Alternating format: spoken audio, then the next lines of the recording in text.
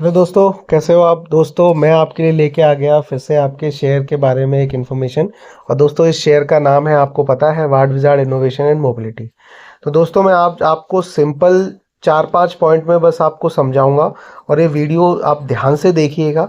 और ये जो नंबर्स हैं इनको नोट कर लीजिएगा। कॉपी पे करना चाहे कॉपी पे कर लीजिएगा, अपने जहन में करना चाहे अपने जहन में कर लीजिएगा।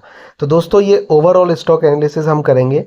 और क्या चीज़ें हैं जो आज इस शेयर को न बढ़ने दे रही हैं, न गिरने दे रही हैं, या इसको बचा रही हैं, या शेयर होल्डर्स को एक मौका दे रही हैं कि आप इसमें आ जाइए। तो दोस्तों, और भी बहुत सारी चीज़ें हैं, बहुत सारी चीज़ें ऐसी हैं जो हम कह नहीं सकते। आप नेट पे सर्च करोगे तो आपको कहीं ना कहीं मिल जाएंगी कि इस ऑर्गेनाइजेशन में बहुत सारे बड़े बड़े लोगों का इन्वेस्टमेंट भी हो सकता है। सो बहुत सारी चीज़ें हैं। तो दोस्तों देखिए, सबसे पहला जो पॉइंट है जो इसके लिए एक नेगेटिव की तरह काम कर रहा है, पहला पॉइंट है दोस्तों कि फ्लैट रिजल्ट इन मार्च 2025। तो दोस्तों, आपको पता है इसका रिजल्ट आया, बहुत ही कोई अच्छा नहीं गया। वो फ्लैट है, ना बहुत बुरा आया ना बहुत अच्छा आया। यानी रिजल्ट ने जो गाड़ी चल रही थी उसको आगे बढ़ने में कोई मदद नहीं की। आप देख सकते हो कि इंटरेस्ट जो लेटेस्ट 6 मंथ है at ₹13.72 crore has grown at 105.70%। यानी जो ब्याज में पैसा दिया वो बढ़ा है इनका। पैट इनका नेगेटिव में है, कोई ज़्यादा हाई नहीं गया। जो डेट इक्विटी रेशियो है इनकी वो हाईएस्ट है एट 1.90 टाइम्स। तो ये एक बहुत ही नेगेटिव पॉइंट है जिसकी वजह से ये नहीं बढ़ पा रहा। सेकंड पॉइंट दोस्तों, आप देखिए कि stock is technically in bearish range. तो टेक्निकली मतलब क्या होता है दोस्तों, कि हम कोई खबर आ रही है, कोई भी इंफॉर्मेशन आ रही है, उसकी बात नहीं कर रहे। टेक्निकली मतलब जो चार्ट दिखा रहा है कि मूविंग एवरेज क्या है, पिछली बार कब बियरिश हुआ था, बॉलिंजर बैंड क्या कह रहा है, उसके जो MACD लाइंस हैं वो क्या कह रही हैं। तो जो चार्ट होते हैं आपने देखे हैं।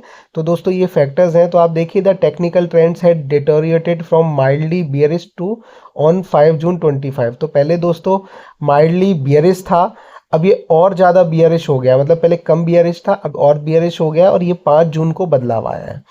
फिर उसके बाद देखिए, multiple factor for the stock are bearish like MACD, Bollinger band, KST। तो ये सारे फैक्टर हैं। तीसरा दोस्तों इंपॉर्टेंट पॉइंट है कि 30.35% of promoter shares are placed. ये सबसे बुरी चीज़ है कि इसके मालिकों ने, इसके प्रमोटर ने अपनी 30% कंपनी जो शेयर थे टोटल जो उनके पास हैं वो गिरवी रख दिए हैं। मतलब मालिकों के पास वैसे ही 40-42% बचे थे, उसमें से उन्होंने बेच दिए 4%। और 30% गिरवी रख दिए। यानी अब मालिक इसको बेच बेच के ख़त्म कर गए। अब केवल फ्रेश शेयर जो बचे हैं वो 7-8% बचे हैं। यानी उसके बाद कंपनी पे एक तरीके से मालिकाना हक ख़त्म। तो आप देखिए, in falling market high promoter pledge share puts additional downward pressure. मतलब एक तो मार्केट वैसे ही गिर रही है, और उसके बाद शेयर भी गिर रहा है, और उसके बाद मालिक अपना शेयर भी बेच रहा है। तो ये एक नेगेटिव चीज़ है। उसके बाद ये देखिए, the proportion of pledge holding has increased 17.9%। यानी जो पिछले क्वार्टर में जितनी प्लेजिंग की थी उससे ज़्यादा प्लेजिंग हुई है। अब दोस्तों, एक फोर्थ पॉइंट है कि consistent under performance against the benchmark over the last 3 years. तो पिछले 3 साल से दोस्तों कंसिस्टेंटली अंडर परफॉर्म कर रहा है, शेयर खराब परफॉर्म कर रहा है। और ये जो इसका ट्रैक रिकॉर्ड है, अब किसी को उम्मीद नहीं बची है कि अब ये परफॉर्म कर पाएगा या आगे बढ़ेगा। तो ये इसको नहीं निकलने दे रहा आगे। अब दोस्तों, एक लास्ट, आपने पूरा वीडियो देखा है यहाँ तक, तो मैं बोनस आपको दूंगा। और बोनस में आपको एक इन्फॉर्मेशन बताऊंगा कि आजकल सारे शेयर अपनी बोनस या डिविडेंड अनाउंस कर रहे हैं। तो इस शेयर ने आखिरी बार बोनस कब दी थी?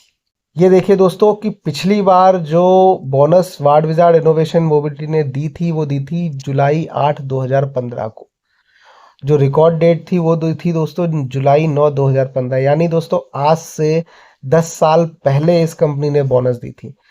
और वो भी 1:1 की बोनस दी थी। यानी एक शेयर पे एक शेयर मिले थे। यानी 10 साल से इस शेयर ने कोई बोनस भी नहीं दी है। ये अपने आप में एक बहुत ही बड़ा, बहुत ही नेगेटिव और बहुत ही ज़्यादा सोचने वाला पार्ट है कि क्या 10 साल में इस कंपनी को कभी प्रॉफिट नहीं आया?